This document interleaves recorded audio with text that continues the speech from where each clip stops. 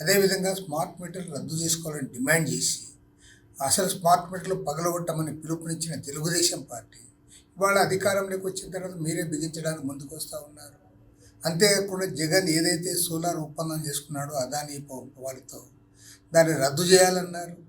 వామపక్షాలతో పాటు మీరు కూడా రద్దు చేయాలని చెప్పి హైకోర్టులో కేసు కూడా వేసిన మీరు ఇవాళ దానికి మద్దతుగా సంవత్సర కాలమైనా సరే అతీగతి లేదు, దాన్ని రద్దు చేయలేదు.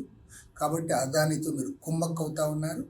ప్రజలందరి తరఫున కూడా ఇవాళ డిమాండ్ చేస్తూ ఉన్నాం. ఖచ్చితంగా అదానీతో జరిగిన ఒప్పందాన్ని రద్దు చేయాలి, స్మార్ట్ మీటర్లను ఉపసంహరించుకోవాలి, అదేవిధంగా పెంచిన కరెంట్ ఛార్జీలు తగ్గించాలని కూడా డిమాండ్ చేస్తూ ఉన్నాం. ఇది తొలి హెచ్చరిక మాత్రమే.